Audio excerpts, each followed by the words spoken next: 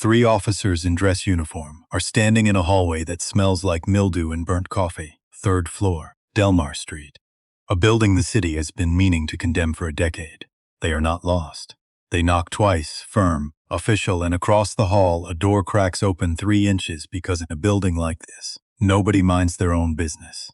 The girl who answers is 22 years old, still in her hospital uniform, still smelling like the cafeteria she just left. She has $73 to her name and an eviction letter taped to her refrigerator. She has never spoken to anyone in a uniform like this in her life. The colonel looks at her. Miss Mitchell. Yes. We're here about Edwin Marsh, and the girl who spent 7 months bringing breakfast to a homeless man at a bus stop feels the floor tilt beneath her. Because nobody was supposed to know his name. Nobody was supposed to know he existed at all. She is sitting in a hallway that doesn't belong to her. That's the first thing you need to understand about Zara Mitchell. Not that she's brave. Not that she's extraordinary. Just that she is sitting in a hallway that was built for a different kind of person. The chairs have armrests that dig into your ribs if you sit wrong. The carpet is the color of a decision nobody felt strongly about. The air is recycled and faintly cold and smells like ambition that has been laundered too many times. And Zara Mitchell, 22 years old, wearing a blazer that belongs to someone else, is sitting perfectly still with her hands flat on her thighs and her eyes on the scuffed toes of her only pair of dress shoes. She flew on an airplane for the first time in her life yesterday. She is in a federal building, in a city she has never been to. She is here because of a peanut butter sandwich, which sounds ridiculous, which is also completely true. She looks at her hands, turns them over once, looks through the palms like she's checking for something she might have missed. Then she puts them back on her thighs and looks at the wall across from her and breathes. 7 months ago, she was standing at a bus stop with $73 in her bank account. 7 months ago, she didn't know his name. 7 months ago, this hallway, this city, this blazer, none of it existed anywhere in any version of the future she could see from where she was standing. But that's the thing about futures. They don't ask your permission. They just arrive, rewind, all the way back, March, early. The city is doing its early March thing, where it can't decide between winter and something else and keeps choosing both simultaneously. The cold is not dramatic. It's not the Christmas card kind of cold with snow and clean edges. It's the gray grinding kind, the kind that settles into your lower back and your knees and just stays. Zara takes the number 9 bus every morning at 6:30. The stop is at the corner of Colfax and Harmon, right in front of a laundromat that closed 2 years ago and has not yet gotten around to doing anything about the sign in the window that still says open 7 days in faded red letters. The glass is soaped over from the inside. The door has a padlock with rust creeping up both sides. 2 parking meters out front that the city keeps ticketing out of what can only be described as institutional habit. And every morning, tucked against the brick wall just to the left of the padlocked door, a man sleeps on a flattened cardboard box, wool blanket pulled up to his chin, 1 trash bag of belongings beside him, eyes closed or open depending on the morning. She noticed him the first day. She kept noticing him. For 6 weeks straight, she noticed him and then looked away. That's what you do. When you are 22 and you have been awake since 5, and you have a shift that starts at 6 and ends at 3, and then another shift that starts at 4 and doesn't end until midnight. When your body knows the route from your apartment to the bus stop, the way it knows how to breathe, automatically, without consultation. When your eyes move across a sidewalk the same way water moves across pavement, following the path of least resistance, going around what's in the way, you notice, and then you look away. She was extremely good at looking away. She had been practicing for years. Her name is Zara Mitchell. She is 22 years old, and she lives on the 3rd floor of a building on Delmar Street that the City Code Enforcement Office has been meaning to address since approximately the Obama administration.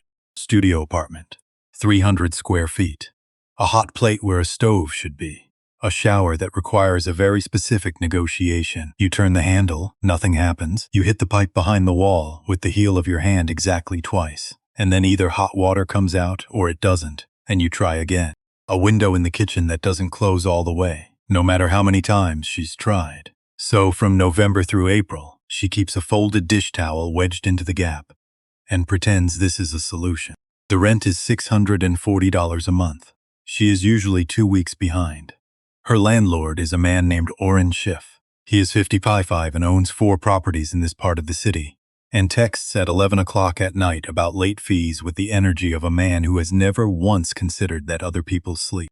He adds $5 to the late fee every 3 days, which is not legal, and Zara knows it's not legal. And Oren Schiff knows she knows and also knows she's not going to do anything about it, because doing something about it costs money she doesn't have, and time she doesn't have, and an emotional bandwidth that is currently fully allocated. She works 2 jobs. The first is at St. Ambrose Hospital, the cafeteria. She's been there 14 months, 6 in the morning until 3 in the afternoon, 5 days a week. Wiping tables, restocking the line, running the register during the lunch rush, washing dishes when they're short-staffed, which is most of the time. The pay is $14.20 an hour, before taxes. The second job's at a grocery store called Henley's 3 blocks from the hospital. She starts at 4 and works until midnight. Stocking shelves, mostly. The overnight manager lets her eat whatever's about to expire from the bakery section, which has been a meaningful contribution to her diet for the past 8 months. On Tuesday and Thursday nights, she leaves Henley's at 9 instead of midnight to get to her nursing certification class at the community college by 9:30. She has never been on time. The instructor, a woman named Dr. Osi, who has seen every version of struggling that community college night classes produce, marks her present as long as she walks in before the break. This is Zara's life. She is not looking for it to be a story. She is just trying to keep it from falling apart. There is one more thing you need to know about Zara Mitchell before you understand why she stopped. Her mother's name was Patricia. Patricia Mitchell was a nursing aide at Bellevue County Hospital for 21 years. She wore her hair in 2 braids on working days and 1 braid on her days off, which was how young Zara told them apart. She owned 4 pairs of scrubs, navy, gray, green, and the purple ones, she said, made the patients feel better.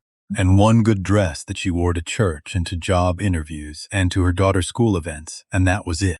4 scrubs and 1 dress, and a laugh that could be heard from 2 rooms away. She got up at 4:30 every morning for 21 years. She made sure Zara had something to eat before school every single day of her life, even when the something's toast with butter and a glass of water, because that was what was in the house. She told Zara once. Zara was maybe 9, maybe 10, sitting at the kitchen table doing homework, that the measure of a person was not what they did when things were easy. Anyone could be good when things were easy. The measure was what you did when you had nothing left and someone needed something, and you gave it anyway. Zara had written that down in her homework notebook. She didn't know why. She just felt like it was the kind of thing you should write down. Patricia got sick in the spring of the year. Zara turned 19. Ovarian cancer. Caught late because Patricia had been putting off the doctor for 2 years because the insurance she had through hospital had a deductible she couldn't meet, and she'd been telling herself that she'd go when she saved up enough. And she never quite saved up enough. She was gone by the following spring. 54 years old, 21 years of getting up at 4:30, 1 good dress, and a daughter who stood at the graveside in March and looked at the gray sky and thought, I am going to learn every single thing about that system, from the inside, until I understand every way it fails people, and then I am going to do something about it. She enrolled in the nursing certification program 3 months later. She has been paying for it semester by semester, dropping it when she can't, re-enrolling when she can. This is the thing nobody sees when they look at a girl stocking shelves at midnight. The whole architecture of it. The 21 years of scrubs, the deductible that killed her mother, and the promise Zara made to a gray sky. Nobody's it. They just see a girl who's tired. 6 weeks. 6 weeks of walking past the corner of Colfax and Harmon and looking away. And then it was the last Thursday of March, and Zara had made Yusuf a sandwich the night before. Peanut butter. The 2 end pieces of a bread loaf she'd bought on Monday. She'd packed it in her bag for lunch. Except her shift ran long because 2 people called out, and Bernadette, she'd said Mrs. Okafor in her head for months before she started thinking of her as Bernadette, though she never said it to her face, had asked her to stay, and she'd stayed because the extra 2 hours was an extra $28, and $28 was real. By the time 3 o'clock came, the sandwich had been in her bag for 9 hours. She was going to be late to Henley's. There was no time to eat. It would sit in her locker until midnight, and by midnight peanut butter that had been in a warm lock for 9 hours was not something she wanted to think about. She was at the bus stop, reaching for her transit card, and she stopped. She looked at the man on the cardboard. He was awake. She realized, standing there with her transit card half out of her pocket, that he had always been awake when she arrived, every single morning, eyes open before she reached the stop. She had been walking past him for 6 weeks, and she had not registered until this exact moment that she had never once seen him asleep. He was watching the street. Not her, just the street. The particular quality of his attention was not passive. He was not staring into nothing. He was watching the street the way someone watches something they have been watching for a very long time and have found genuinely interesting. The delivery truck that came past at 6:20. The woman with the dog who always walked on the wrong side of the sidewalk. The way the light hit the soaked windows of the closed laundromat. Watching it all like it was a text he was still in the middle of reading. She walked over. Not a decision. Or not a conscious one. Just. She was standing at the bus stop, and then she was standing in front of him. She took out the sandwich. Still wrapped in the wax paper, she'd folded it in the night before. "I made too much," she said, which was not true. She had made exactly one sandwich for herself, because that was all she had bread for. But it was the thing you said, the thing that made it not charity, the thing that gave him a door to walk through without having to bend. He looked at the sandwich. Then he looked at her, and she almost stepped back, because the look was not what she expected. She'd been braced for desperation or gratitude or suspicion, or the particular blankness of someone who has been through enough that new things don't register anymore. This was none of those things.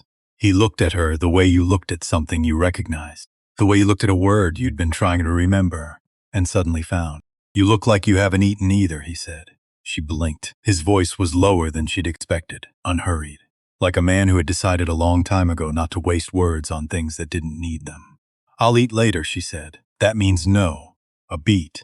She had no answer for that, because he was right and they both knew it, and the fact that he had noticed, had looked at her, a stranger handing him food, and noticed, was doing something to the inside of her chest that she didn't have a name for. She held the sandwich out again. He took it, slowly, with both hands, not snatching, not desperate, with the particular deliberateness of someone who understood that how you received something mattered, that accepting with dignity was its own kind of answer. "Edwin." His name. "Zara," she said. He nodded once, like that was all that needed to happen. Like the rest of it could wait. The bus came. She got on it. She thought about "You look like you haven't eaten either" the entire ride to Henley's. Turned it over, held it up to the light, set it down, picked it up again. By the time she got to the store, she had decided 2 things. 1, she was going to bring him coffee in the morning. 2, she was going to stop thinking about why. His name was Edwin Marsh. He was 68 years old.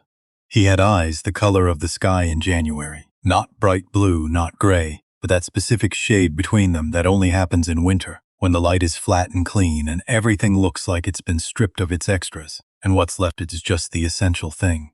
Sharp eyes. Eyes that didn't drift or glaze or slide away. Eyes that when they looked at you focused completely, like you were the only thing in the frame worth attending to. He had been sleeping at the corner of Colfax and Harmon since November. He didn't explain why, and Zara didn't ask, because she understood, without thinking it through in those terms, that the why wasn't the point. The cardboard was the point. The trash bag and the wool blanket and the city that kept walking past were the point. She started stopping, 6:15 every morning. Before the bus, she set her alarm 15 minutes earlier. She made 2 sandwiches, one for him, one for herself, because he had been right about the eating, and she filled the second-hand thermos she'd found in the back of the cabinet with coffee. Real coffee, not instant, because the thermos held heat well and she had switched to instant for herself to offset the cost. She told herself it wasn't a routine. It became a routine. They talked 10 minutes. Sometimes less if the bus ran early, sometimes more if it didn't. Edwin asked about her classes. Not the polite version of asking, the version where you actually listen, and then reference what was said the next time you see someone. He remembered the specific things she'd mentioned about IV placement. He asked follow-up questions. He asked about Dr. Osei. He asked about the particular challenge of learning clinical skills. 2 nights a week when you spent the rest of your time on your feet doing completely different physical work. Nobody in Zara's life asked those questions. Her classmates were good people, but they were all managing their own impossible situations. Bernadette at work noticed things. Bernadette noticed everything, but Bernadette was the supervisor, and there was a line. Her friends from before were scattered by now. 3 had left the city. 1 had a baby and a new life that didn't have much room in it for maintaining old connections, and her mother was gone. So here was this man, at a bus stop, with a cardboard box and a wool blanket and winter sky eyes, asking about Ivy placement with the kind of interest that made her feel, briefly and unexpectedly, like someone whose life was worth asking about. It was a small thing. It was not a small thing, April. The city unstiffened, slowly, way cities that have survived hard winters do, cautiously not trusting it yet, keeping 1 coat near the door just in case. The routine was its own kind of scaffold. Wake at 5, make the sandwiches, fill the thermos, walk the 3 blocks to Colfax and Harmon, sit with Edwin for 10 minutes, catch the 6:30. Edwin was always awake before she got there, every single morning. She started arriving 5 minutes earlier to see if she could catch him in the transition from sleep to waking. She never could. He was already sitting up, already watching the street, already oriented toward the day, like it was something he had a standing appointment with. She mentioned it once. "You're always awake," she said. He considered this. "Sleeping outside teaches you to sleep light," he said. "You hear everything. After a while, you cannot hear everything. Doesn't that mean you never really sleep? It means you sleep differently." He drank his coffee. "You learn what sounds are just sounds and what sounds need attention. The brain sorts it." I paused. "You're a nursing student. You know about the brain." "I'm learning about the brain. You'll know more than me soon enough." She had not yet told anyone at the hospital or at Henley's that she was studying. It was not that she was ashamed. It was that she couldn't afford the energy it took to explain herself, to answer the follow-up questions, to navigate the particular dynamic of being the person who was also something else while doing this other thing. With Edwin, she didn't have to explain. She had simply mentioned it once and he had incorporated it and asked questions from there. That was all it took. 1 mention, genuine attention. She had not realized how hungry she was for that until she had it. April brought the stories. Not right away. Not all at once. But after the 2nd week, when the pattern was established and some kind of trust had settled in around the edges of their 10 minutes, Edwin started talking about before. Not in the way old people sometimes talked about the past, with a softness that blurred details into impression. Edwin's before had edges, specific ones. "I knew a city once," he said on a morning in the 3rd week of April. The sky was doing something interesting. Clouds coming off the west, the light changing every few minutes. On the coast. If you were coming in from the north, you had to line up your approach with the church tower because the ridge blocked everything else. "What city?" Zara asked. "Southeast Europe." He drank his coffee. "Balkans. When?" "Mid-90s." He said it the way you'd say last Tuesday. Just a fact, just something that had happened. She waited for more, but he had moved on, talking about the light that morning, the way the clouds were moving. The next morning he mentioned a building, specific floor count, which direction the windows faced, the way sound behaved inside it versus outside. He was describing the inside of a building. He had been inside this building. She could hear it in the specificity. The way his voice had a particular quality when he was recalling something versus when he was speaking in general terms. She started paying attention to the difference. Twist 1 arrived on a Tuesday, ordinary Tuesday in late April. The laundromat's padlock had gotten worse. Orange Shift had texted at midnight about the late fee calculation. Zara's transit card had $11 on it, and payday wasn't until Friday. Ordinary Tuesday. She was 2 minutes late getting to the corner, because the hot plate had taken longer than usual to heat the water thermoses. She'd stood at the counter jiggling the handle the way you do when you need something to go faster for, and that never helps. Edwin was sitting up, already had his hand out for the thermos. We're past the formality of the handoff. She passed it. He took it. That was just how it went. They talked. About her Tuesday class. Dr. Osei had gone over cardiac assessment that week. About the weather turning. About whether the laundromat would ever reopen or if it had simply decided it was done. And then, in the middle of a sentence about something else entirely, Edwin said a name, A name Zara had seen in a news alert on her phone 3 days before. Not a historical figure. Not lonesome from 20 years ago. A person currently serving in a federal position. Someone she'd read about in a 2-paragraph summary on her phone screen while waiting for the Henley's shift to start. Edwin said the name the way you'd say the name of someone you'd had a meeting with. Contextually. In passing. As part of describing something else. Zara kept her face neutral. She said something. She didn't remember what. Something about the weather probably, because her brain needed to buy itself some time. She got on the 6:30 bus. She got out her phone. She searched the name. It came up immediately. Current. Active. A federal appointment made 18 months ago. A real person. A real position. And Edwin had described casually the way you describe a building you have personally been inside. A specific circumstance involving this person. A specific context. A specific sequence of events that she had no way of verifying but that fit, with disturbing precision, into everything else Edwin had ever mentioned. She sat on the bus and felt something shift. Not in the bus. In her understanding of what she was dealing with. Because the thing about Edwin, the thing she had been quietly filing under, he's confused. He's filling in gaps. Older people do this. It doesn't mean anything. Was that it had never quite fit that explanation. Confusion was inconsistent. Confusion changed detail. Confusion blurred and varied and contradicted itself. Edwin's before was never inconsistent. The same names appeared in the same contexts. The same geographical details tracked from mention to mention. The same timeline held. She had been listening for 4 weeks without knowing she was listening for that. And not once had he contradicted himself. She had been explaining it away, because the alternative was harder.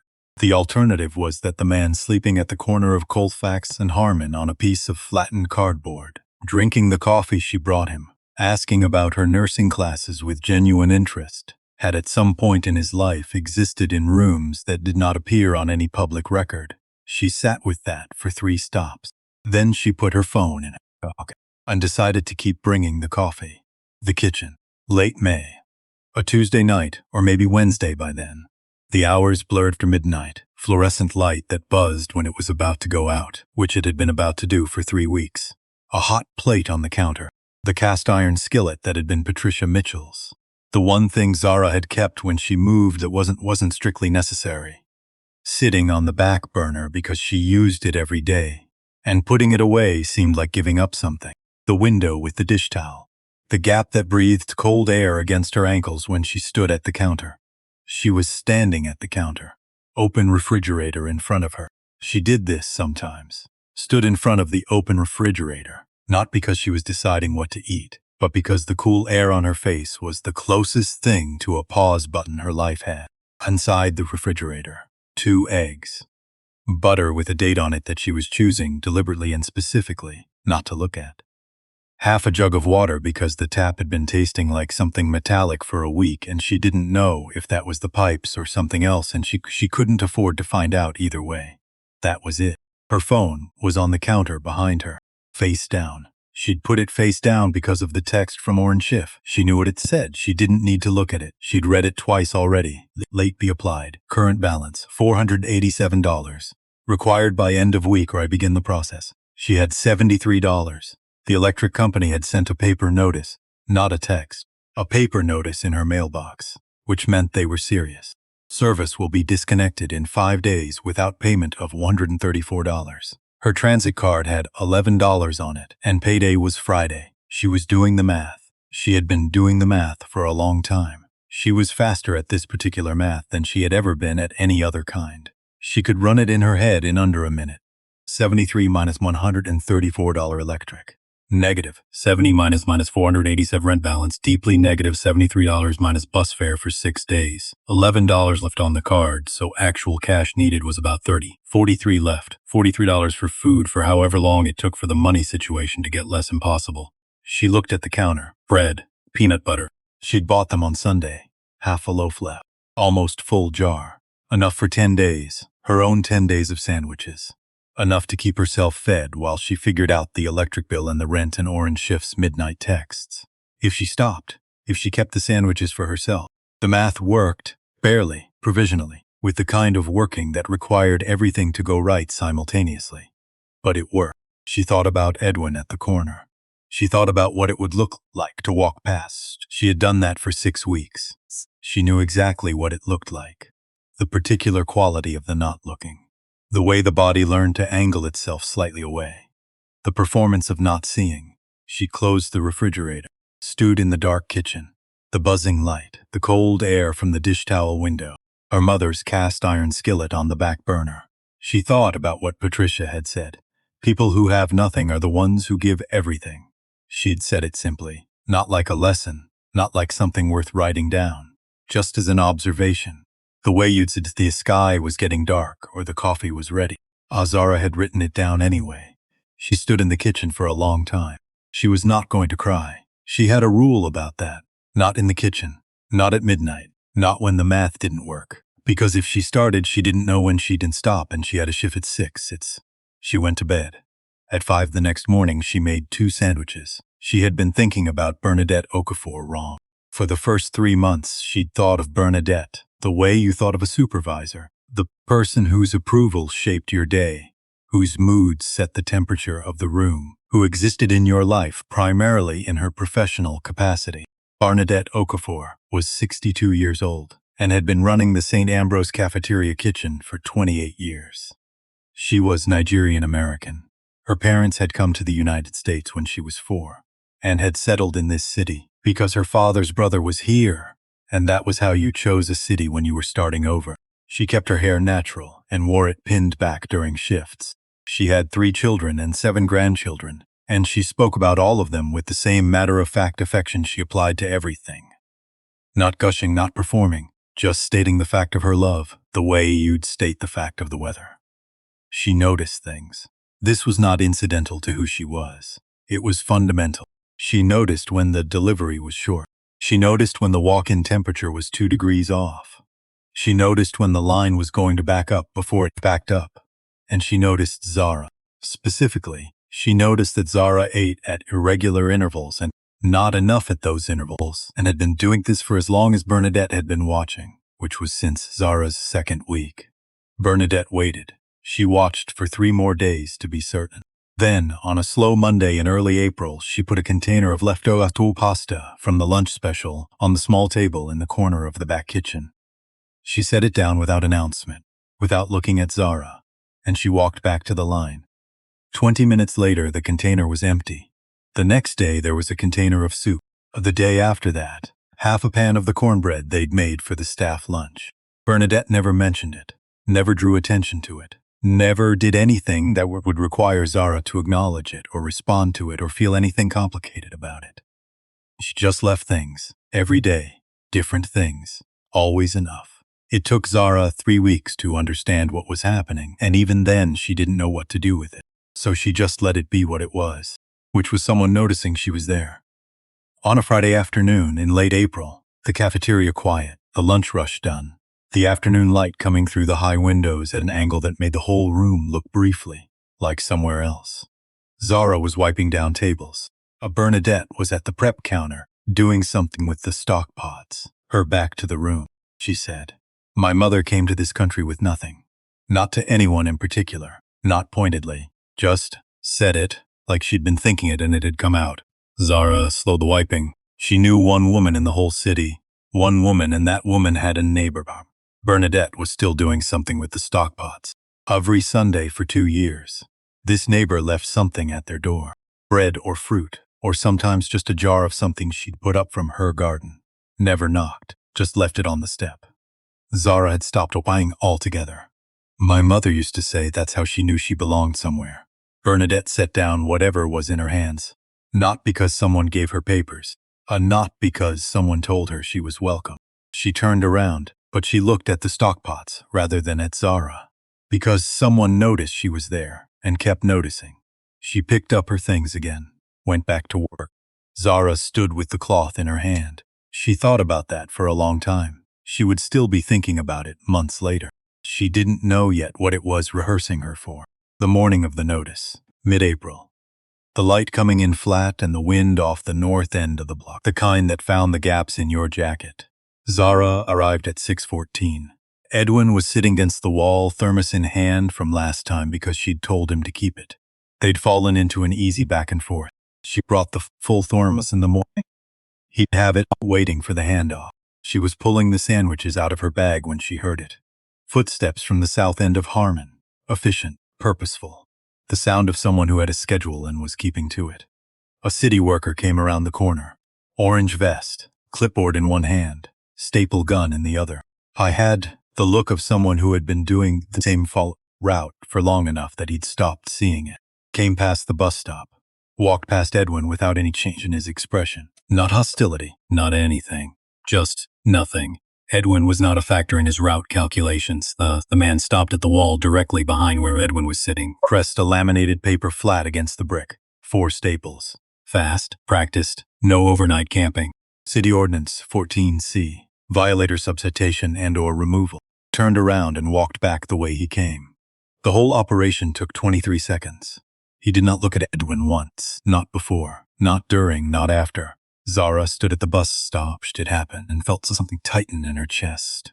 Not anger exactly. Something more complicated. The particular feeling of witnessing a thing that happens so often it has been made official. Given a number. Laminated. Edwin watched the man go. Then he looked at the notice on the wall behind him. He didn't turn all the way around to look at it, just shifted his eyes. Read it from that angle. Upside down and sideways, with the practiced ease of someone who had read a lot of things from disadvantaged positions. His face was very still, not angry, not crushed, something worse than either, something that was at the face of her from receiving confirmation of a thing they already knew but had been, in some small and necessary way, still hoping wasn't entirely true. Invisible, he said. One word. Zara set down her bag, walked to the wall, put both hands on the laminated paper, pulled. 3 staples came out. The 4th tore through the corner of the paper. She folded the whole thing in half, creased it, put it in her bag. She sat back down beside him. Not to me, she said. He looked at her. She had seen Edwin's eyes do many things in the 6 weeks she'd been coming to this corner. She'd seen them focus and drift and track and amuse, and occasionally do something distant that was hard to name. But she had not seen them do what they did now. They did now was fill, not with tears. Edwin did not seem like a man who had tears easily available, but something moved in his face. Something that had been very carefully held for a very long time shifted, just slightly, like a door that had been sealed against weather, finally being touched from the right side. I looked at her for a long moment. He did not say thank yous. He said, "You've got that fight." And then, good. She didn't know what to do with that. So she handed him his sandwich and they sat and watched the night street, and the bus came and she got on it. She would understand what he meant later. Much later. The observation. She almost missed it. It happened on a morning in late April, tucked between something he said about the weather and something she said about the class schedule. No announcement, no emphasis. Just dropped into the conversation like a stone into water, barely a splash. He said, "Most people who give things away look at your face right after." She was wrapping the wax paper from her sandwich. She stopped. "To see if landed," he said, "to see if you're grateful. To check whether what they gave was sufficient." He was looking at the street. "It's not bad necessarily. It's just how people are. They need the feedback." Zara waited. "You don't do that," he said. She thought about it. "I don't. You hand me the sandwich and you look the other way." He turned the thermos in his hands. "Every morning. Like you need a moment yourself before you can keep going." She didn't have a response for that, because it was true. She hadn't known it was true until he said it. But as soon as he said it, she understood it was something she did. Something her body had worked out, without consulting her conscious mind. The handoff. And then the looking away. The brief privacy of having given something. "Is that bad?" she asked. He looked at her for the first time in the conversation. "No," he said. "It means you're not giving for the reaction. You're giving because something in you needs to give." She sat with that. The bus came. She got on it. She was still sitting with it 3 days later. End of May. A Thursday morning. Clear. The city deciding finally after weeks of back and forth that it was actually going to be spring. Edwin took the sandwich, looked at it for a moment, and then, without a word, without any lead-up, without any performance of it, he broke it in half. Turned. Set the other half on the sidewalk next to Zara's bag. Placed it there. Like it was obvious. Like this was the natural extension of some conversation they'd been having that she hadn't realized they were having. Zara looked at the half sandwich on the pavement. He was already eating his half, eyes on the street. not watching her to see how she took it, not checking to see if it landed. She understood immediately, not because it required much thought, because some things bypass thought entirely and go straight to the place where you already know. He knew. He had known for a while. The way he'd said you haven't eaten either that first morning. The way he'd watched her when she thought he wasn't watching. The particular quality of attention he applied to everything around him. She was not exempt from it. She had never been exempt from it. He had seen the math she was running. He had seen what it cost. And he had said nothing, done nothing, for weeks, because doing something would have required her to acknowledge it, and she didn't want to acknowledge it, and he understood that about her too. Until now. Half a sandwich. On the sidewalk. Fair is fair. He didn't say it out loud, but she heard it anyway. She picked up the half sandwich. She looked at the street. She ate. When the bus came, she stood up, and her eyes were doing something they were not supposed to be doing in public, and she turned away quickly and stepped onto the bus and found the last seat in the back row and sat down. She pressed the back of her hand to her mouth. She did not make a sound. Outside the window, shrinking as the bus pulled away, she could see the corner of Colfax and Harmon, the closed laundromat with its faded sign, the wall where the notice had been. Edwin, still sitting, back against the brick, thermos in hand, watching the street with those winter sky eyes. Not watching her go, just watching the street, like he always did, like he was always there and had always been there, and would be there tomorrow. She looked away before the bus turned the corner. Some things you kept private, even being seen. Even the particular unbearable sweetness of someone noticing you were hungry and giving you half of what they had, and then looking somewhere else, so you didn't have to feel anything complicated about it. She breathed. She watched the city go past the window. She thought about tomorrow morning, which was really all she could do. Was it turned out, enough 7 months later, the hallway is the same, federal gray carpet, armrests that dig in recycled air, the visitor badge on the lapel of Bernadette's navy blazer, the dress shoes that are the wrong kind, but the only kind. Zara Mitchell sits with her hands flat on her thighs. She is thinking about a peanut butter sandwich, about a man who took it with both hands, about the way he looked at her like she was something he recognized, about 6 weeks of walking past a corner and then one morning not walking past. She is thinking about how small a thing it was. A sandwich, slightly stale, made from the end pieces of a bread loaf because she'd been saving the middle, and how what came from it was sitting in this hallway. Was a trip on an airplane for the first time in her life. Was a blazer borrowed from a woman who had quietly fed her for months without making her feel anything complicated about it. Was the knowledge that a man she thought she was helping had actually carefully, deliberately chosen her. 6 weeks. He had watched the corner for 6 weeks. She is still processing that. She may be processing that for a long time. A door at the end of the hallway opens and a woman in a uniform appears and looks at her and nods. Zara stands up, straightens the borrowed blazer, looks down at the wrong shoes, picks up the second-hand bag, and walks toward the door. Because that is what she does. Not because she is brave. Not because she is extraordinary. Something in her. The part that looked away when she gave things. The part that got up at 5 to make 2 sandwiches. The part that kept the dish towel in the kitchen window for years, because it was the only solution she had. That part knows how to keep walking toward doors.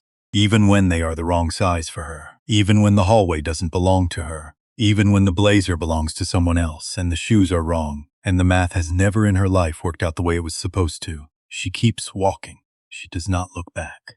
Monday morning, 6:14, corner of Colfax and Harmon. Zara turned the corner and stopped walking. Not because something was wrong exactly, because nothing was there. No cardboard, no wool blanket, no trash bag beside the wall. No Edwin sitting with his back against the brick watching the street with those January eyes. Just a wall. Just a sidewalk.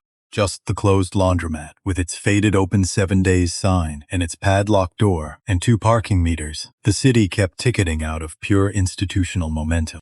She stood there. The cold was the early June kind. Still present, still capable. The sun not quite up yet. The light that gray gold color that couldn't decide what it wanted to be. She counted seconds without meaning to. 1, 2, 3, 4. Maybe he moved spots. People did that. The city came through with its clipboards and its orange vests and its laminated notices. And people shifted half a block, found a different wall, started again. Edwin had been at this specific corner since November. She knew that because he'd told her in passing, one of those details he dropped into conversations without ceremony. But that didn't mean he was anchored here. People moved. That was the whole nature of the situation. Except, she had never once arrived at this corner and not found him here. Not in 6 weeks of sandwiches and coffee and 10 minutes before the bus. Not once. She waited through the first bus, stood at the wall and waited. Watched the 6:30 come in. Doors opened. 2 people got off. 4 got on. The driver didn't look at her. The doors closed. The bus did what buses did. She waited through the second. By the third bus, she was 38 minutes late for her shift. And she got on it and sat in the back and stared at the floor between her feet and told herself this was fine. People moved. Edwin had moved. He was somewhere else, half a block over, a different corner, a different wall. She did not believe herself, not even slightly, but she went to work. And she did not allow herself to check her phone during the shift, because checking her phone would mean she was waiting for something. And she wasn't sure she was ready to name what she was waiting for. Bernadette noticed within the first hour. She didn't say anything until the lunch rush was done and the cafeteria had settled into the quiet hum of early afternoon. Then she came around the counter and stood beside Zara whilst Zara wiped down the same table she'd already wiped twice. He wasn't there, Bernadette said. Not a question. Zara kept wiping. He probably moved to a different spot. A pause. Probably, Bernadette said. She went back to the kitchen. She left a container on the corner table 20 minutes later. A real meal this time. Not leftover pasta. Rice and chicken and something with greens that smelled like Bernadette had made it herself rather than assembled it from the cafeteria line. Zara ate it standing up in the back corner with her coat still on. She did not taste any of it. Mercy Street Shelter was 10 blocks out of her way. She went there that night anyway. After the Henleys' shift, after midnight. Feet in the non-slip shoes that were 2 sizes too practical for the walk and had been rubbing the same spot on her left heel since October. The intake desk was staffed by a woman who had the expression of someone who had answered the same questions for 15 years and had made peace with the fact that the answers were rarely good. Name? The woman didn't look up. I'm looking for someone. Edwin Marsh, 68. White male. He usually sleeps at the corner of Colfax, and we don't track people who don't check in here. Can you look anyway? Please. A sigh. Keyboard sounds. Oh, wait. Nobody by that name in the system. What about other shelters in the area? Is there a central? There's a city database, but it's not real-time, and it's not complete. Most people rotate through multiple locations without registering. And hospitals. If someone was brought in, families. Zara opened her mouth. The woman looked up for the first time, not unkindly, just tired. Without a family relationship or patient ID, I can't make inquiries on your behalf. Privacy laws. He doesn't have family, Zara said. That I know of. That you know of. The woman said it gently, like a correction that needed to be kind. Honey, been doing this 17 years. Most people who don't have family actually do. They just don't have family that's looking. She paused. He probably found a different spot. They usually do. Give it a few days. Zara walked home, 11 blocks in the wrong shoes. The city, doing its nighttime thing around her. Orange light and distant sirens, and the particular loneliness of being awake in a city that was mostly asleep. She thought, give it a few days. She thought he's probably fine. She thought he was always awake before I got there. Tuesday, empty. Wednesday, empty. Thursday morning, she stood at the wall for 20 minutes, and the bus came twice, and she let both of them go. That night, she went back to Mercy Street. Different person at the desk. Same answer. She called 2 hospitals on her phone, standing outside Henley's on her break. The first one transferred her to an automated system. The second one asked for a patient ID number she didn't have, and suggested she try in person during business hours, which were 9 to 5, which were hours she was working. She went back inside and stalked the grain aisle and tried not to think about the specific quality of the silence at the corner of Colfax and Harmon. Friday morning, she made the sandwiches anyway. She didn't decide to, she just did it, the same way she always did it. 5 o'clock, peanut butter, wax paper, thermos with coffee, the body going through the motions, while the brain was somewhere else. She walked to the corner. She stood at the wall. She set the bag down where Edwin usually sat, leaned it against the brick. She waited through one bus, then she left. She didn't look back. That evening on her way home, she checked. The bag was exactly where she'd left it, untouched. the coffee cold inside the thermos, the sandwich getting stiff in the wax paper. She picked it up, went home, made the same thing again for tomorrow. Day 5. Day 6. She left the bags and came back and they were still there, and she picked them up and made more. She did not examine this too closely. She understood, in some part of herself that was below the level of thought, that the bags were not about Edwin eating. They were about her being someone who still showed up, who hadn't decided the corner was finished, who hadn't reclassified what this was, and written it off and moved on. She had been moved on from enough times to know what it felt like from the inside. She was not going to do it to someone who wasn't even here to see it. Day 7. She left 2 bags. She did not know why she left 2. She just did. That evening, they were both gone. She stood at the wall in the low June light and looked at the place where the bags had been and felt something loosen in her chest. Not resolution, not relief exactly. Just a small release of tension she hadn't known she was holding. He was somewhere near enough to come back here. Somewhere that was not a hospital, not a county morgue, not a system that would have called someone if there was someone to call. Somewhere close. She went home and made the sandwiches for tomorrow and went to bed and slept better than she had in a week. Day 8. 6:13. She turned the corner onto Colfax, and she stopped.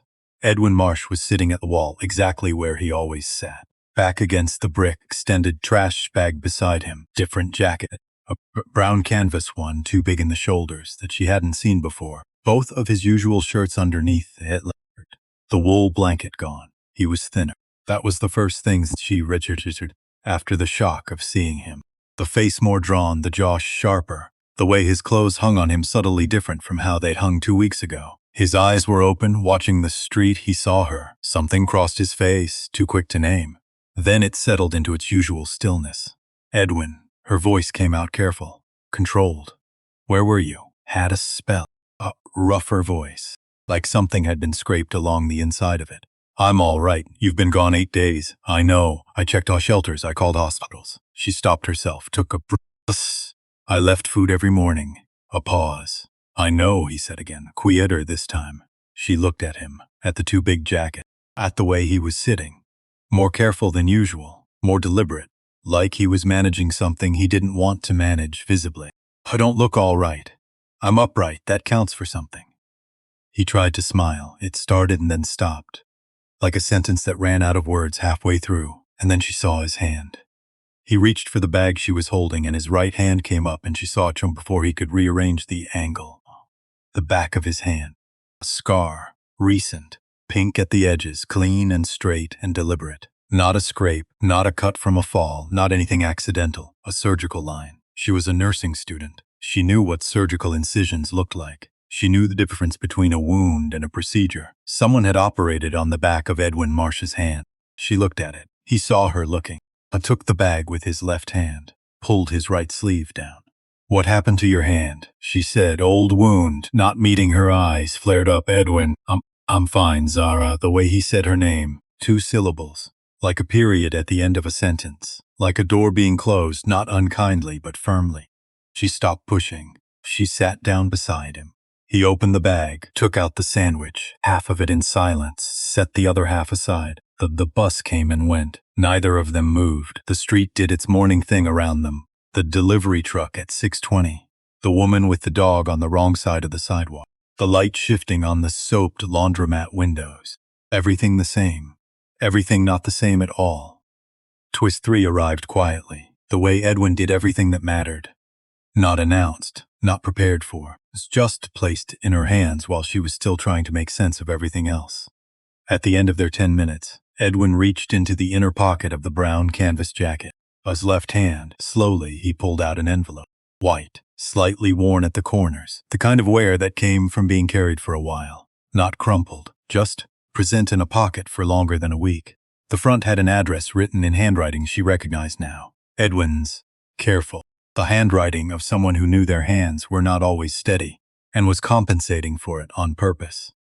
General Sylvia Drummond, Office of Accountability Review, Rosslyn Federal Complex, Virginia. He held it out to her. She looked at it. Rosslyn, Virginia, Federal Complex, a General Accountability Office. None of these things belonged in the same sentence as the corner of Colfax and Harmon, and yet here was the sentence. If something happens to me, Edwin said. Edwin, mail this. Nothing is going to, Zara. The two syllables again, the door closing.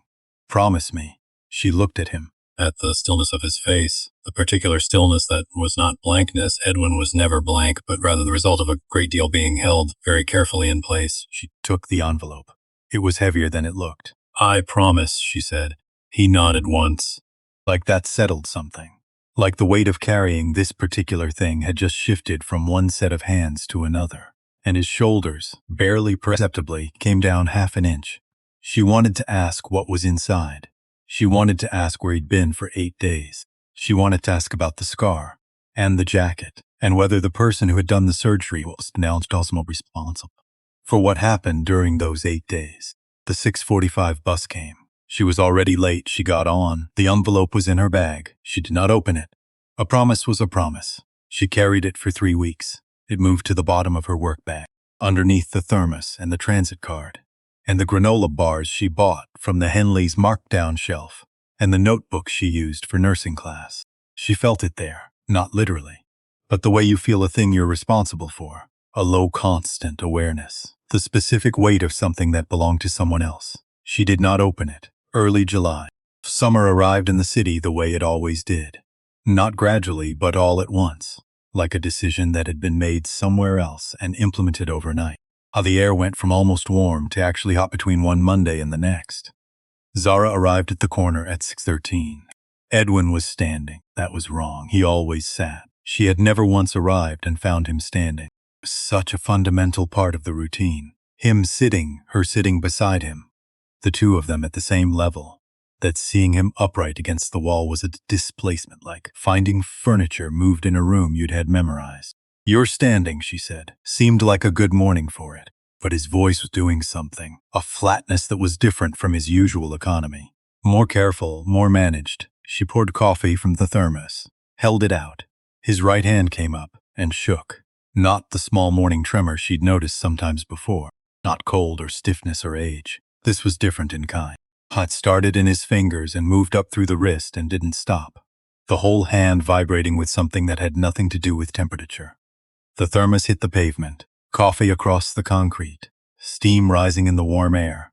Edwin. She was moving before she finished saying his name. She got in front of him, both hands on his arms. She looked at his face, and his face was wrong. The left side wrong. Not collapsed. Not the dramatic version. The subtle version. The version that was harder to catch, and more important to catch. The asymmetry that the cardiac assessment unit had covered in week 3 of her certification class. Edwin. Look at my eyes. He tried. His gaze found her face and then slid sideways. He said something. The shape of the words was there, but the words themselves weren't. Like a sentence broadcast on a frequency just outside the range of what could be received. She lowered him to the ground. Hands behind his head, guiding, not dropping. Exactly the way she practiced. On a mannequin. In a classroom at 9:30, at night after 8 hours on her feet. A technique coming back through her hands like something her body had memorized separately from her mind. Her phone was out. 911, corner of Colfax and Harmon. 68-year-old male. Facial asymmetry, speech impairment, unilateral weakness. Possible CVA onset. I need an ambulance now. The dispatcher was talking. She answered the questions. She kept one hand on Edwin's arm. Across the street, a woman slowed her walk and then kept going. A man coming out of the building on the corner glanced over and looked at his phone. Nobody stopped. The 9 minutes the ambulance took felt like a different unit of time than 9 minutes normally was. She stayed on the phone. She kept her hand on his arm. I'm right here, she said, quiet, steady. Not performing calm, actually calm.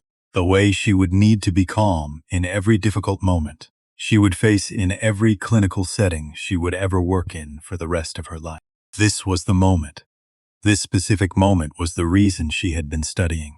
She had not known that when she enrolled. She had thought she was doing it for her mother, for the system, for some abstract future in which she would understand worked and be able to do something about it.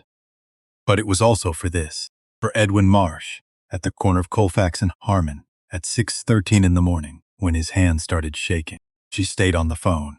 She kept her hand on his arm. She waited the ambulance. She got in the back without asking permission. One paramedic, young, quick, already attaching monitoring leads, looked up. You family? I'm what he has, Zara said. The paramedic looked at her for 1 second, stepped back. She sat in the jump seat and held his left hand, the one without the scar, the one that was hers to hold, and kept her eyes on his face and talked to him, not frantically, not dramatically, just steadily, telling him where they were going, telling him she was there, telling him about the coffee she was going to have ready tomorrow morning. His grip was weak, but it was there, a pressure that came and went. Sent across a great distance that was still, against the odds, getting through. She held on. St. Ambrose Hospital, 722A, Emergency Department. The smell of the place was different from the cafeteria side of the building, sharper, more chemical, with an undercurrent of something that was not quite fear but was adjacent to it. They took Edwin through double doors. A nurse guided Zara to the waiting area.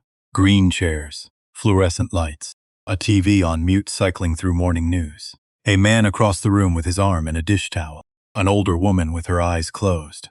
Zara sat. She was still holding the empty thermos. She looked at it, set it on the chair beside her, pulled out her phone, texted Bernadette, emergency. Can't make shift. I'm sorry, 3 dots. Almost immediate. You okay? Hospital. Edwin collapsed. Which hospital? St. Ambrose. I'll cover your shift. Stay put. Don't apologize again. Zara put the phone on her knee, looked at the TV, at the floor, at the other people in the room who were all in the middle of their own version of the thing she was in the middle of. She waited. An hour passed, then another. A woman in blue scrubs came out and called her name, Intake Coordinator. Her badge read K. Reyes, Patient Services. A Reyes had the face of someone managing more cases than the system had designed for. Not unkind. At capacity. He's stable, she said first. The most important word, stable. Severe dehydration. We believe a transient ischemic attack, mini-stroke, anesthesia and a confirm. She sat down across from Zara. We have a complication with it, admission. Zara waited. No insurance card, no government ID. No emergency contact on file. Reyes spoke carefully, like a person reciting a policy they didn't write and weren't certain they agreed with. Without proof of coverage or ability to pay, our protocol is stabilize and transfer to county overflow. Zara's stomach went cold. She knew county overflow. The cafeteria workers talked about it. The nurses talked about it in the break room in voices that said everything about what they thought of it without saying it directly. Beds in hallways. Staff ratios that were not ratios at all. Waits that lasted until something got worse, and then the wait got longer. He's a veteran, Zara said. Reyes looked up. I don't have documentation. He was living outside. He doesn't carry documentation in his pocket. She kept her voice even. She had learned how to keep her voice even from a man who had been doing it for decades. But he served. I know he served. And if you run the federal VA database, you'll find him. Without authorization from please. Not pleading, not emotional, just the word. Please just run the check. If there's nothing there, county overflow, I understand. Just run it first. Reyes looked at her and from the doorway behind them. Run it. A man's voice, measured. The voice of someone who had been there for a minute already. Listening. They both turned. Dr. Ansel Nair, white coat. The exhaustion on his face was the permanent kind, the kind that had become part of his features rather than something temporary. His badge had the small caduceus that marked attending physicians. Courtesy check, he said to Reyes. If there's a match, we proceed accordingly. If not, we follow protocol. Elias turned to her keyboard. Zara turned to face the desk. She folded her hands in her lap. She breathed. The keyboard sounds. The particular anticipatory silence of waiting for a database to return a result. The fluorescent light humming somewhere above them. 30 seconds. Which was not 30 seconds. Twist 4. The computer made a sound. A small one. Just an alert tone. A kind databases made when a search returned something. Reyes leaned toward the screen. She read. She scrolled. She said nothing for 5 seconds, and then 5 more, and her jaw was doing something careful and controlled. And she scrolled again, something that was clearly not the standard return. And the expression from her face was not any expression Zara had seen from this woman's previous 20 minutes. Dr. Nair moved behind the desk, looked over Reyes's shoulder, read. He was quiet for longer than felt comfortable. Reyes said, Level 4. Almost everything is redacted. Service record, deployment history, operational details. There's a name, DOP, discharge date, and she gestured at the screen. Black. Dr. Nair straightened up. He looked at Zara. not with the polite attentiveness of a physician managing a difficult situation. It's something else. Reassessment. The recalibration of a person who has just received information that changes the frame. Room 14B, he said to Reyes. Quiet. Certain. I'll handle billing and VA authorization personally. Reyes, if there are questions about the classification, there won't be. He looked at Zara again. You can see him in about 40 minutes. He's going to need consistent visits while he recovers. Someone who knows him. I'll be there, Zara said, every time. Nair nodded once, walked back through the door. Reyes turned to her computer, and Zara sat in the green chair in the waiting room and looked at the muted TV and thought about winter sky eyes and a redacted service record and all the things Edwin had told her that she had explained away. The specificity of the geography. The name said so casually. The 8 days. The scar on the back of his hand. She thought he wasn't confused. She thought he was never confused. She thought, I have been bringing coffee to a man whose whole life is a classified document. And he had chosen to spend 10 minutes of every morning asking about her nursing classes. She sat with that. She was still sitting with it when the nurse came to tell her she could go in. He looked smaller. That was the first thing. The way people looked smaller in hospital beds. The white sheets and the institutional pillow, and the IV line and the monitors. All of it creating a context that made the person inside it seem reduced somehow. Like the machinery of care was also, incidentally, the machinery of smallness. Edwin was awake. His eyes tracked to her when she came through the door. Something in his face settled. Surprise, not relief. Something more like, there you are. The way you'd feel about the arrival of something you'd been expecting, but hadn't been certain of. Hey, she said, pulled the chair close. Sat, you didn't have to come, he said. Quiet.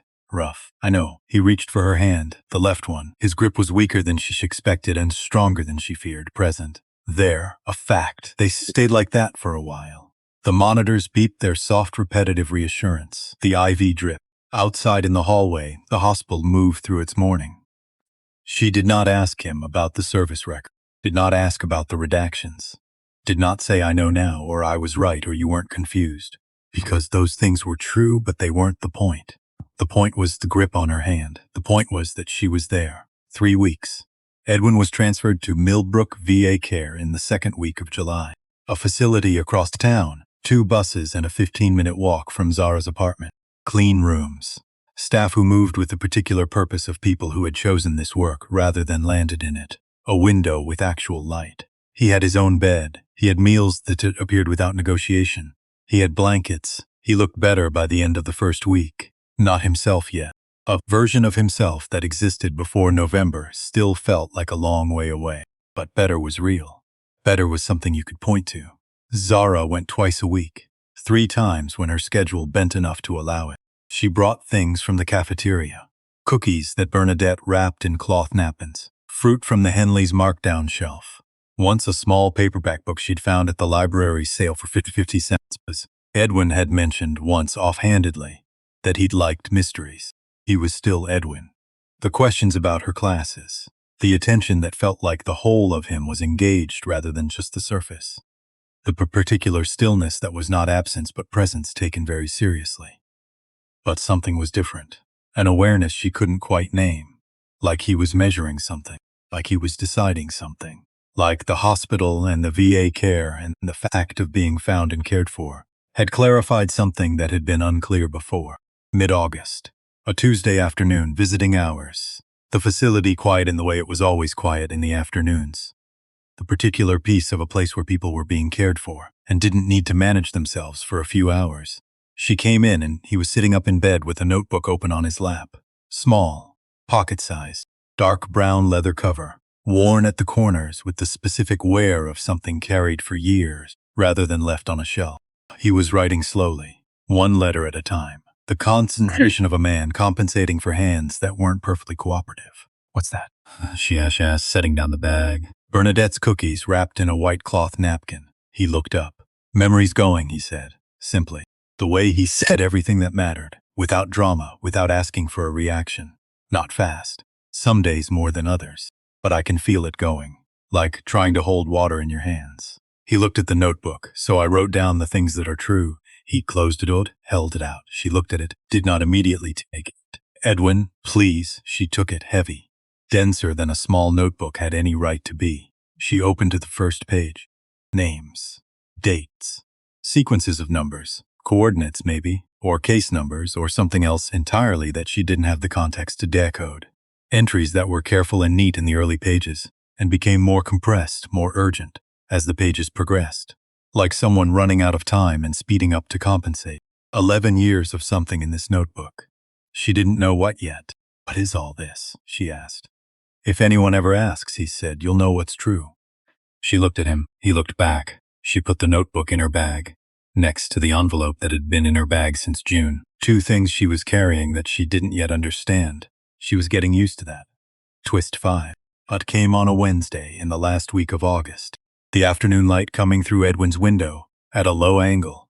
The kind of light that made everything look like it had been painted, rather than existed naturally. She'd brought that paperback chemistry. He was on the second one, and a small bag of the almond cookies from Bernadette. But he wasn't reading when she came in. He was sitting up straighter than usual, hands folded on his lap, looking at the door like he'd been watching for her. She sat down. He looked at her for a moment before speaking, the way he looked at things he needed to get right. I need to tell you something, he said. Okay. I observed that corner for 6 weeks before you stopped. She went still. The corner of Colfax and Harmon, he said. I was there 6 weeks before you came to me. I watched who came through every morning, who looked, who didn't, who gave things and then the check the fee. Zara said. What do you mean you observed it? My whole career was reading people, he said. Steady, like a briefing. Not what they said. The small things underneath. What people did when no one was watching. What they chose when there was nothing in it for them. He paused. I wasn't at that corner because I had nowhere else to go. The room was very quiet. I chose it, he said, because you took the number 9 bus. She looked at him. I'd seen you twice, he said, before November. The way you gave your transfer to a woman at the stop who didn't have change for the fare. You just handed it over, and then you walked. Didn't look back, didn't check a breath. I needed to know if that was you or if that was a good morning. So you moved to my bus stop, Zara said slowly, and watched for 6 weeks. She stood up, walked to the window, stood there looking at the parking lot. The strip of August lawn, the flag at the end of the drive, barely moving. Her brain was doing something complicated. All of it. Every morning. The 10 minutes. The coffee. The asking about her classes. The way he'd looked at her that first day like he recognized her. He had recognized her. He had been looking for her. Not her specifically, but someone who was her in the ways that mattered. Someone who gave without looking to see if it landed. Someone who could be trusted with something he'd been carrying for 11 years. And couldn't carry alone anymore. The notebook, she said, still looking out the window. Yes, the envelope. Yes, you chose me to deliver them. Yes, she turned around. Edwin, you let me think was helping you. You were helping me, but you were also using me, she said. Not angry, just naming it. He looked at her steadily. Trusting you, he said. There's a difference. She stood at the window. The flag moved slightly in a wind she couldn't feel from here. The scar, she said. For 8 days. A pause. There was something I needed to recover, he said. A document, I'd stored it. I needed to retrieve it and make sure it was included. His eyes went to his right hand briefly. The method was not elegant, but it worked. She stared at him. At this 68-year-old man in a hospital bed in a VA care facility with an IV port, still taped to his arm and a mystery novel on his nightstand, who had spent 11 years collecting names, who had chosen a bus stop and waited 6 weeks for the right person to stop, who had operated on his own hand or had someone operate to retrieve a document he needed to include with the evidence he was passing to her. You were still working, she said, until I couldn't, even at the corner, even the whole time. You asked me once if I really slept, he said. I told you sleeping outside taught you to sleep differently. He paused. That's true, but it's also true that I was never entirely off the clock. She walked back from the window, sat down. She looked at him for a long time. He let her look. Who are the 19 people? She asked. Something shifted in his face, something that was close to relief, the relief of a question being asked by the right person. Veterans, he said, like me, classified service records, lost in the VA system. Some since 2005, some longer. His hands were still on his lap, steady. I spent 11 years finding them, piece by piece. I couldn't do anything about most of it alone. I don't have access anymore. I don't have reach. He looked at her. But General Drummond does. The name on the envelope? The Rosslyn Federal Complex. She nodded slowly. So the envelope is your testimony, she said. About what you know. What you saw, how they got lost, and who to look for. And the notebook is the evidence. Yes. And you needed someone to deliver both. She paused. Because a letter from a homeless veteran doesn't get opened. He looked at her. Edwin, she said. You are the most complicated person I have ever met in my life. Something moved in his face. It took her a moment to recognize it, because she had not seen it before in this exact form. Not the sad, knowing smile, not the stillness, something lighter, something that started at the corners of his eyes. You told me I had a fight in me, she said, back in April, when I pulled the notice off the wall. You already knew you were going to need it. I knew you were going to use it well. He paused. I just needed to make sure you had a reason to. She sat with that for a long time. Outside the window, the flag moved. She picked up the mystery novel from his nightstand. Do you want me to read? She said. Yes, he said. She opened it and read to him until the visiting hours ended. And the nurse came gently to the door and told her it was time to go. And Edwin was already half asleep with the particular piece of a man who had put down something very heavy and was finally, after 11 years, resting. The call came at 5:50 in the morning. Late August. The sky not yet light.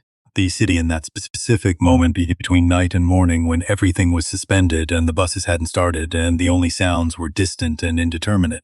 Zara was reaching for the coffee pot. Her phone lit up on the counter. Unknown number. Virginia area code. She picked up. Miss Mitchell. This is Millbrook VA Care. I'm calling about Edwin Marsh. She sat the coffee pot down very carefully.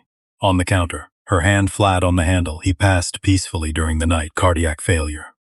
He went in his sleep, a pause, the careful pause of someone who did this part of their job with the attention it deserved. He did not appear to be in distress. He just went, another pause. I'm sorry, it's Mitchell. He mentioned you often. She said, thank you for calling. She hung up. She stood at the counter, the coffee pot where she'd set it, the morning coming gray through the kitchen window. The new window, the one that closed all the way, installed in June when things had gotten slightly better. The cast iron skillet on the back burner where it always was. Edwin Marsh was gone. The man who had watched a bus stop for 6 weeks to find the right person. Who had spent 11 years collecting names. Who had asked about her nursing classes with genuine interest and broken a sandwich in half and said invisible when the city posted a notice and meant not to me when she pulled it down. Gone. She stood at the counter and did not move for a long time. Then she sat down. On the kitchen floor, the cold linoleum, the hum of the refrigerator, the sounds of the city beginning to wake up outside. She sat there. She held the phone in both hands, and she stayed until the light changed. She opened the envelope alone. That part matters. No witness. No camera. Just Zara Mitchell on the kitchen floor where she'd spent the morning after the call. Linoleum still cold. Coffee pot still on the counter where she'd set it down carefully before she sat. The city outside doing what it always did. Continuous, loud, indifferent to the specific weight of what was happening inside one apartment on the 3rd floor of a building on Delmar Street. She had carried the envelope for 2 months without opening it. She had promised. But Edwin was gone now, and a promise made to someone who has died doesn't dissolve. It transforms. It stops being about keeping a thing sealed and starts being about doing something with what's inside. She slid her finger under the flap. 2 things.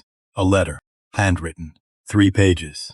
The handwriting careful at the start. Edwin's compensation for hands that didn't always cooperate. Then more compressed as the pages went on. More urgent. Like the hand had started steady and gotten heavier. And a photograph. Old. The colors faded past nostalgia into something more honest. Edwin, decades younger, standing straight in a military dress uniform covered in ribbons she didn't have the vocabulary to read. On his left, a man in a dark suit she didn't recognize. On his right, a face she did. She had seen this face on a screen, a retirement announcement, a federal position that no longer existed because the man who held it had stepped down. She turned the photograph over. 4 words on the back. Edwin's handwriting, the careful version. Don't forget the girl. Her hands were not entirely steady. She read the letter, then read it again. It was addressed to General Sylvia Drummond. Oh, pleasantries. Edwin didn't do pleasantries in writing any more than he did in conversation. 3 pages about Zara. Not his service, not the classified record. Those appeared in one paragraph near the end, brief, factual, a handoff of information to someone who would know what to do with it. The rest was her. She never asked what I'd done, never asked who I'd been. She sat down on a sidewalk in a city that had decided I wasn't worth the sidewalk, and she treated me like a person. I spent 11 years invisible, and I know the difference between someone performing kindness and someone who simply is kind. It's just in her. She gave me mornings when I had lost the ability to count them. Don't forget her. The way she remembered me. The notebook goes with this. 19 names. 11 years. Do something with it. Edwin A. Marsh. She read it 3 times. Each time something shifted. Like furniture being moved in a room she'd thought she had memorized. He had used his last letter. The one that mattered. The one that had been in his inside pocket long enough to soften the corners. To tell someone about a girl with a peanut butter sandwich. She sat with that until it stopped feeling impossible. Then she got up, washed her face, put on her shoes, and went to the post office. The line was long. She stood in it for 22 minutes, almost left twice. Not because she'd changed her mind, because standing in line with this specific envelope felt too ordinary for what it contained. She got to the counter, slid the envelope across. The postal worker stamped it, dropped it in the bin with everything else. It disappeared into the pile like it had never existed. Zara walked out into the September morning and stood on the sidewalk and thought, nobody is going to read that. Then she went to work and did not allow herself to hope. Because hoping for things that didn't happen was a kind of spending she couldn't afford. Twist 6. Tuesday afternoon. Mid-September. Not dramatic. Just coming off the morning shift, non-slip shoes, canvas bag, thinking about whether she had time to eat for nursing class. She turned into her hallway, stopped. 3 people outside her door, military dress uniforms, brass buttons catching the dim corridor light. A colonel in the center, maybe 50 square jaw, posture that looked installed rather than developed, and 2 officers flanking him. Across the hall, Mrs. Petraka's door opened exactly 3 inches. Miss Mitchell. Yes, Colonel Patrick Slade. He held out an envelope, white, official seal. General Drummond received Edwin Marsh's letter. Zara set her bag down on the floor, because her hands needed to be free, because she needed 1 second, just one. She took the envelope. She wants to meet you, Slade said. Not a summons. Entirely your choice. Whenever you're ready. She almost laughed, not from humor, from the particular absurdity of a colonel in her hallway saying, whenever you're ready, like she was going to need time to clear her calendar. I'll need to arrange my shifts, she said. Of course. Travel, accommodation, escort, all arranged. Mrs. Petraka's door had opened to 6 inches. Okay, Zara said. Just that, okay. She called Bernadette that night, told her everything. The envelope, the photograph, the 4 words on the back. The colonel in the hallway. Bernadette listened without filling the spaces.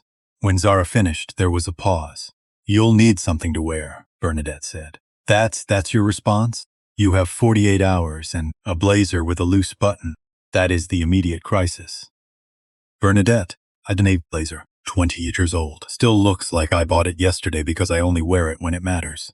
The supervisor voice gone now, just the woman underneath. You're going to be fine. I don't know what I'm walking into. Yes, you do, Bernadette said. Quiet, certain. You've been walking into things you didn't know for 7 months. This is just one more door. Zara pressed her hand to her mouth. His letter was about me, she said, saying it out loud. 3 pages about me. Of course it was, Bernadette said simply, like it was the only conclusion any reasonable person would reach. You were the best thing in his last years. Why wouldn't he tell someone? Pause. My mother would have liked him, Zara said. Your mother, Bernadette said, would have found him at the bus stop first. First flight. Window seat. The city fell away beneath her as they lifted off. The grid of streets. The logic of it that was invisible from inside it. Colfax somewhere in the pattern. Too small to find from here. She put her hand flat against the oval glass. Then the clouds had come up and the city was gone. The office was smaller than she expected. Not a general's office from a movie. Just a room, bookshelves. A desk with papers that had clearly been worked at. A window with actual light. General Sylvia Drummond stood up when Zara Conkin came around the desk, walked across the room to meet her halfway, extended her hand. 63. Silver hair, short and practical, 4 stars. Eyes that measured without performing the measuring. They sat in 2 chairs across from each other. No desk between them. I received his letter 5 weeks ago, Drummond said. First confirmation in 12 years that Edwin Marsh was alive. She paused. And then proof that he wasn't. I didn't know what else to do with it, Zara said. You did exactly right. She opened the file on her knee, Edwin's name on the tab. He and I worked together in the mid-90s. He was better at the job than I was. We both knew it, Something moved in her voice, briefly. When he disappeared from the Silverstone in 2003, I looked for him. 4 years, different channels. I didn't find him. I did, Zaw said. You did. Drummond looked up, with coffee and a peanut butter sandwich. Something moved in Zaw's chest, the complicated kind. Tell me about him, Drummond said. Not the classified version, the version you knew, so Zaw told her. The way he held the sandwich with both hands. The way he asked about IV placement and actually listened. The way he said invisible when the city posted the notice. The half sandwich on the sidewalk. The 10 minutes every morning before the bus. The scar on his hand. The 8 days the notebook. Drummond listened the way Edwin had listened, fully, without performing attention. When Zara finished, Drummond was quiet for a moment. He was still running an operation, she said. No resources, no authorization, no support. 11 years of field work from a cardboard box. She shook her head slowly. Not deletion, Edwin, twist 7. The notebook, Drummond said. My team has spent 3 weeks on it. She pulled out a typed summary. 19 names. Veterans with classified records, lost in the VA system between 1998 and 2016. We've confirmed 17 so far. Farah looked at the page. 12 are still alive. The room was very quiet. Edwin didn't survive those years passively, Drummond continued. He was building a case, one name at a time, using what he still knew, what he still remembered. She set the page down. He knew he couldn't deliver it himself. A letter from a man sleeping on a sidewalk doesn't get open. I told me that, Zara said. So he found someone whose letter would. Zara looked at her hands. 6 weeks. A man watching a corner, a transfer ticket given to a stranger. One small invisible moment seen by someone who understood exactly what it meant. He didn't just choose you as a courier, Drummond said. He chose you as a witness.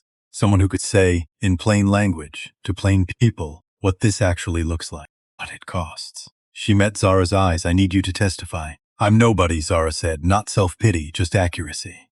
Drummond's expression became something gentle and immovable. Rank measures authority, she said. Character measures worth.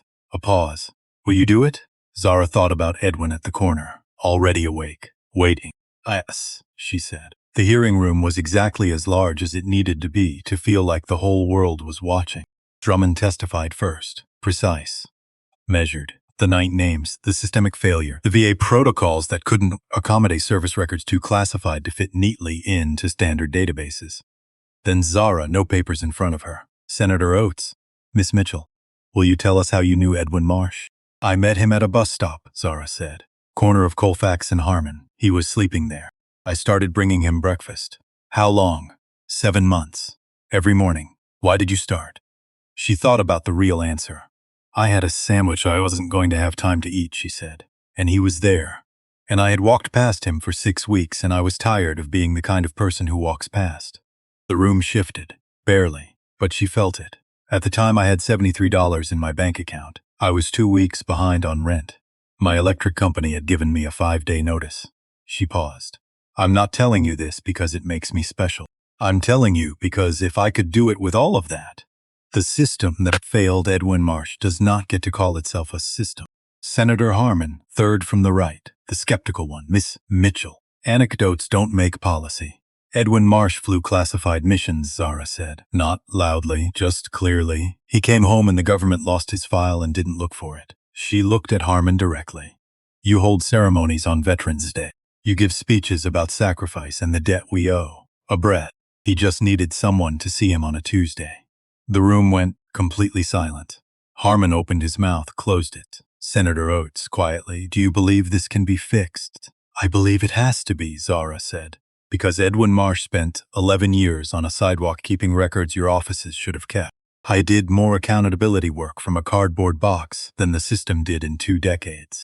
She looked at the room. That's not an anecdote, that's an indictment. After. The hallway cameras, microphones. One reporter, how does it feel to be famous? Zara stopped. I don't want to be famous, she said. I want Edwin Marsh to be remembered. I want the 19 people in his notebook to get what they were owed. I want the ones still alive to have someone find them. She walked. That was all. November, a Tuesday. Early winter light, flat and gold, the dry cold that was almost pleasant if you were dressed for it. Corner of Colfax and Harmon. She didn't have to be here. Different shift now. Different route. The number 9 was not her bus anymore. She came anyway. Sat down against the wall. In the spot. Back against the brick the way he always sat. The cold of it coming through her coat. She poured herself a cup from the thermos. Then looked at the thermos, poured a second. Set it on the sidewalk beside her. She didn't examine why. Some things the body understood before the mind caught up. She sat, watched the street, the buses. A woman in a red coat, a delivery driver. 2 kids on bikes. The city doing what cities did. She thought about Edwin, not with grief only, with something beginning, slowly, the way all real things moved to look like gratitude, the complicated kind. The kind that held sorrow and meaning in the same hand without dropping either. He had chosen her, not because she was remarkable, because she looked away when she gave things. Because her decency didn't need an audience. Because she was the kind of person who might, given enough mornings, sit down at a wall on a Tuesday and pour 2 cups of coffee without making it a thing. He had seen that in her before she knew it was there. He came from the direction of Harmon. Slow walk, managing something. Coat too thin for the weather. Army surplus, the older kind. Head down. The posture of someone who had learned to make themselves smaller in public spaces. Maybe 50, he may be older. He walked past the corner without looking up. 3 steps passed at the wall. Stopped. Turned his head. He had seen the cup. He looked at it. Then at her. The quick assessing look of someone who had developed a taxonomy of intent in under 2 seconds. Zara did not look at him to see if it landed. Black, she said. No sugar. That all right? 1 second. 2. He walked back to the wall, picked up the cup, sat down, not right beside her, few feet space. The careful distance of someone who didn't want to assume more than was offered. They sat, 2 strangers, drinking coffee. The particular silence of people who did not need to fill it. After a while, Zara said, I'm Zara. A pause. The length of decision, Ray, he said. She nodded. She looked at this coffee. The number 9 bus pulled up, doors opened, people got off, people got on. The doors closed. Zara didn't move. The bus pulled away. She split the last of the thermos between their cups. Neither of them said anything about it. Either of them looked to see if it landed. Because some things didn't need to be checked. Some things just were. The morning moved around them. The city did what cities did. And at the corner of Colfax and Harmon, on a Tuesday in November, a girl who had once walked past this wall for 6 weeks, without stopping, sat against the brick and watched the street the way she had learned to watch it. Like it was worth watching. Like the people in it were worth seeing. Like small things were never actually small. The thermos was empty. She held it anyway.